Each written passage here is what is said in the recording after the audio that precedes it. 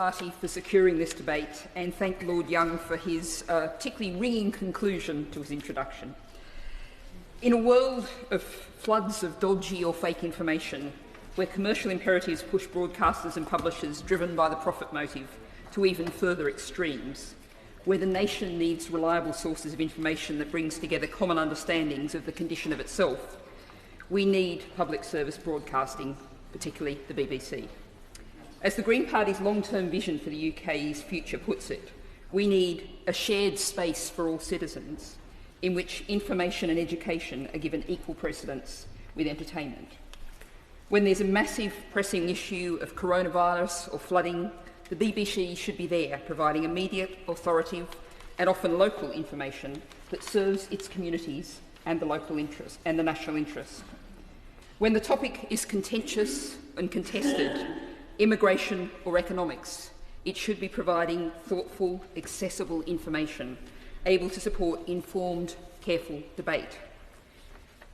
Now, as many other noble lords have commented, visible pressure is being put daily on the BBC by right-wing commercial media, which has a clear interest in knocking down a competitor, and the right-wing politicians who support them.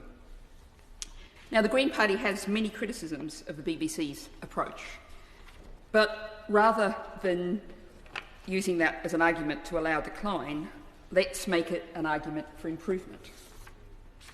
The principle of a public sector broadcaster is sound and must be defended. Now, we've heard today many others doing that already, but there's a problem with the approach I believe that many are taking. Defence of the BBC has been equated with defending the licence fee, and that means defending the undefendable, the already damaged and the outdated. Why is the licence fee undefendable? It's now officially classed as a tax, and it operates as a deeply regressive, flat poll tax, one that falls at exactly the same level on the poorest bedsit in Wigan or the largest mansion in Chelsea. It has ludicrous anomalies, so that depending on the tenancy agreement, one 5-bedroom house in multiple occupancy can be paying £154.50, its neighbours, exactly the same, £772.50. It will also now fall on the over 75s who aren't in receipt of pension tax credit, a situation for which the government should be squarely blamed, not the BBC. And we know that many pensioners who are eligible for the credit, about 1.3 million households, don't claim it. They'll be forced to pay what they can't afford. Now, why is the licence fee damaged? Politically damaged. Non-payment can result in individuals being sent to jail. Certainly that's rare. The courts clearly try to avoid it, but some individuals are jailed, and a much larger number live in fear of jail as a result.